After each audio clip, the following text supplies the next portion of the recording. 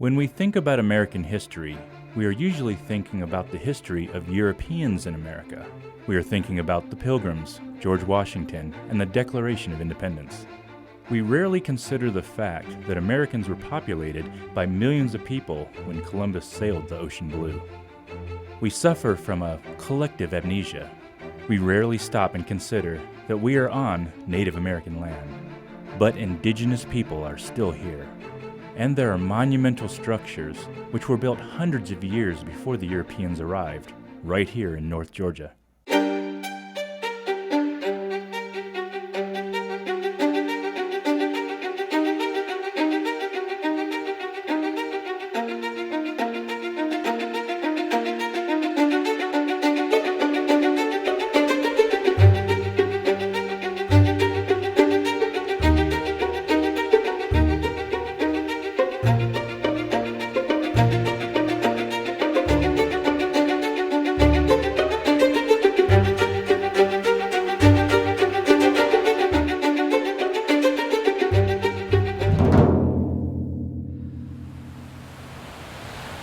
I'm here in the foothills of the North Georgia mountains. It's an area considered the heartland of the Cherokee tribe. Now headed up to a spectacular site, the beautiful Nacoochee Falls.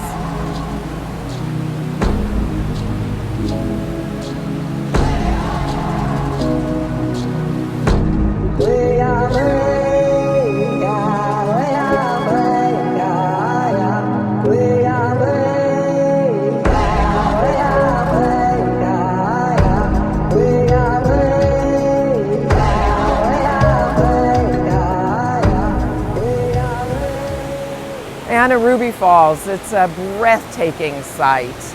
It's actually the convergence of two creeks, the Curtis and the York Creek, which eventually flow into the Chattahoochee River. We do not know what the Native American tribes called these waterfalls, but what we do know is that the Cherokee were present when the Europeans arrived. What's also important to know is that many of the tribes that we associate with the American Southeast are actual relative newcomers: the Cherokee, the Choctaw, the Chickasaw, the Creek, and the Seminole. In fact, there were other peoples, indigenous tribes here, before they arrived. In fact, many of the very roads we drive on today were trade routes of this indigenous population. These people also built massive monuments. Many still stand to this day, hidden in plain sight.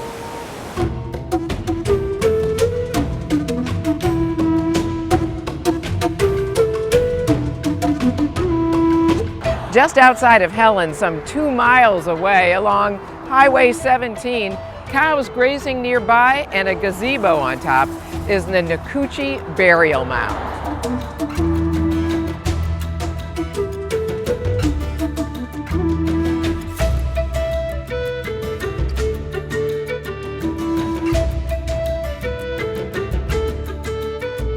Certainly this area was considered the homeland of the Cherokee, but this hill was here long before the Cherokee settled in this area. It was considered to be constructed by a people known as the Mississippian Culture. It was a ceremonial center, and in 1915, archaeologists discovered 75 bodies buried here. They also found clay figurines and pottery and beads and other artifacts. Okay, but what about the gazebo? Well, this land was purchased in the late 1800s by James Nichols to be farmed. It's the same James Nichols who named Nacoochee Falls. Well, there's no way he could really have understood the significance of this strange hill. He had 2 feet eliminated from the top and erected the gazebo, which has been there ever since. The story of this place is emblematic of the way that we treat Native American history and its legacy. There's a lot of misinformation, like the story of the 2 star-crossed lovers buried here that was completely fabricated. And a gazebo on top of a burial mound is almost cringeworthy. There's just not that much understanding, acknowledgement, respect for Native American culture. But this is not the only burial mound in Georgia. There's one that's perhaps more significant in Cartersville, a couple of hours away.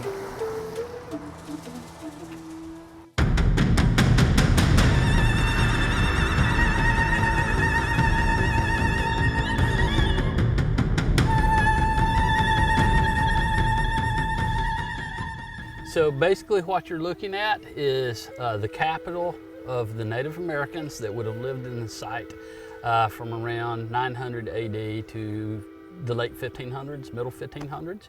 And so you've got the biggest mound, which would have been where the chiefs would have lived, and then you've got several other mounds, one of those being a mound that was for the burial of the elite.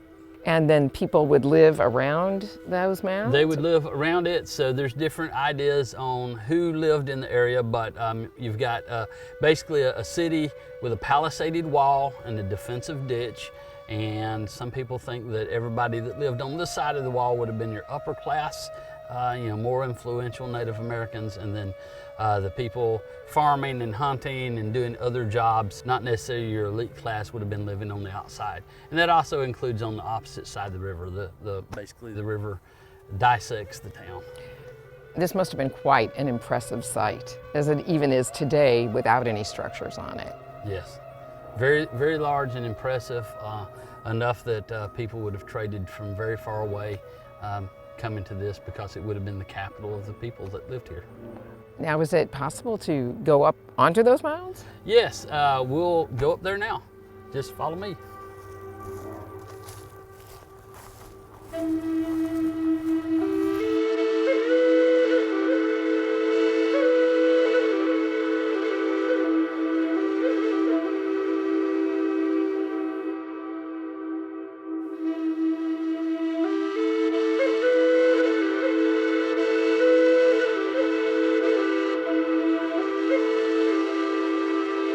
Wow, so we've just walked up. Oh my gosh, this is such a majestic sight here. What is it like for you when you come up here?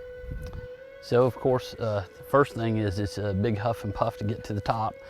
We are 6 stories high in a single flight of stairs with no breaks in between. You mentioned the Cherokee, and certainly this area, I think the assumption perhaps is that this was Cherokee territory and the Cherokee capital was not too far from here. Was there any overlap with the other parts? So the interesting thing is that the Muskogee speaking people were further up north on into Tennessee, and we can figure this out by place names.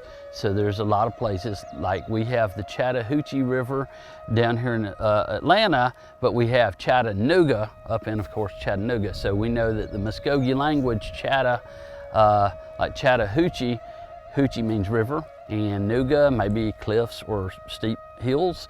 I don't know the language, so I'm kind of guessing on that, but a lot of place names are further up there. So we know that in the mid-1300s, this would have been probably the capital of the area.